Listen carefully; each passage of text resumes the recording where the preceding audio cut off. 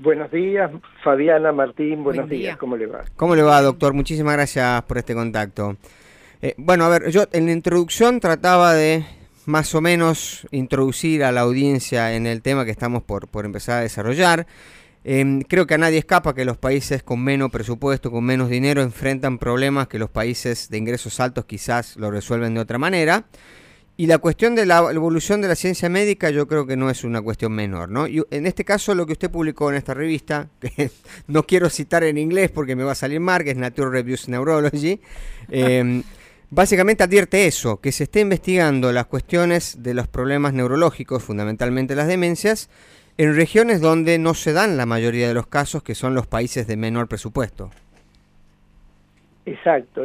Lo que planteamos, yo publiqué este trabajo que hace una revisión de, digamos, cuál es la realidad desde el punto de vista de las demencias en los países de altos y de medianos y bajos ingresos, y uno encuentra que el crecimiento es mucho mayor en nuestros países que en el hemisferio norte, ¿no? Y la mayor parte de las investigaciones por lejos vienen de los países de Estados Unidos o de Europa. Entonces estamos teniendo una subrepresentación con respecto a las investigaciones y un exceso con respecto al número de pacientes y al tipo de pacientes. De esto lleva a que nosotros inferimos lo que puede suceder en nuestros pacientes desde el diagnóstico y desde el tratamiento en base a informaciones que se generan en estos países de altos ingresos. Entonces, el planteo es que de alguna manera eso tiene que ser compensado, o sea, tiene que hacerse un plan de trabajo para que tengamos la información local, que la información local sea relevante y que nos podamos manejar con las informaciones adecuadas, ¿no? Claro. A ver, el que está en su casa escuchando y que obviamente de aquellos que somos ajenos a todo lo que está planteando o lo que tiene que ver con investigaciones científicas, por ahí quizás desconocemos un poco el por qué es necesario que se hagan investigaciones locales, por qué es necesario que uno conozca cuál es la realidad en el contexto social, económico y cultural que tiene, por ejemplo, la República Argentina y cada región de la República Argentina. ¿Por qué es tan importante eso? Es decir, ¿qué diferencias puede marcar lo que se investigue acá en Tucumán, por ejemplo, a lo que sale de alguna revista o alguna investigación de Londres? Yo les doy un ejemplo extremo. Hay determinadas modificaciones genéticas. Por ejemplo, hay de lo que se llama la ApoE 4, o sea, con los alelos 4, 2 alelos 4, aumenta el riesgo de demencia en 6 veces para una persona. Pero esto aumenta el riesgo de demencia en Estados Unidos. En África, tener un alelo 4 baja el riesgo de demencia. Entonces, es muy importante tener la información y es muy importante desde el punto de vista local cómo se da lo epidemiológico, qué tiene que ver con los factores de riesgo. Hay factores de riesgo en nuestro medio que no son factores de riesgo en países de altos ingresos. Hay efectos de medicamentos que son diferentes.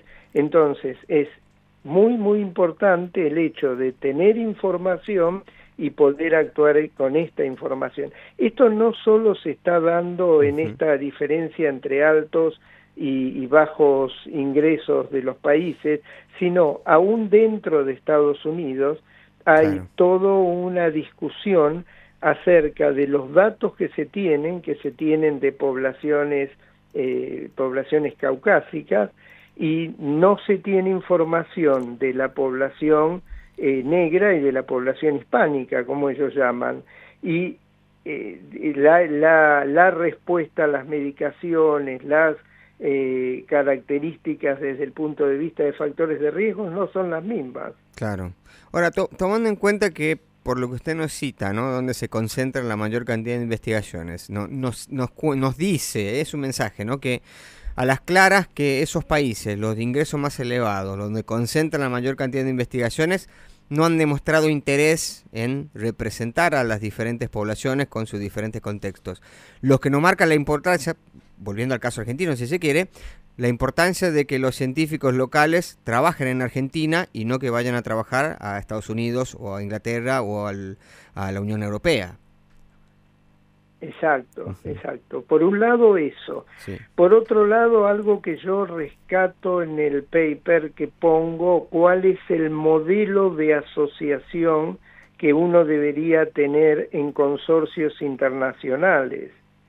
Yo también estoy en contra de una asociación que es muy frecuente, que es que investigadores de países de altos ingresos colaboren con investigadores de países de medianos y bajos, pero que lo único que se logra es enviar datos y ninguna ventaja para los países de medianos y bajos ingresos. Es lo que yo llamo una tipo de una relación colonialista, y uno debería tener una relación en la cual tanto ellos ganen como nosotros ganemos. ¿Y cómo podemos ganar nosotros? Mejorando los equipamientos, mejorando el entrenamiento, teniendo desarrollos locales. O sea, eso, hacia eso, y eso se discute en el paper que yo publico en Nature, que es importante la relación entre los países y cómo uno debe asumir ese tipo de relación. Doctor, cuando hablamos de demencia, ¿exactamente de qué hablamos? Y si hay también una diferenciación entre hombre y mujer, que le afecta de una manera a uno y a otro.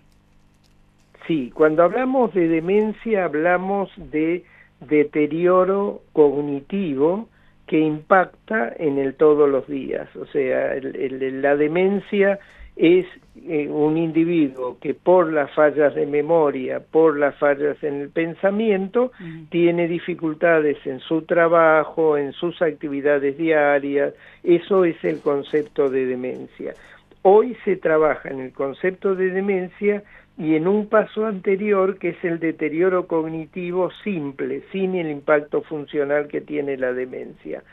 Esa es la definición. Bien. La demencia tiene distintas causas. Una de las causas más importantes es la enfermedad de Alzheimer, la segunda es la causa vascular.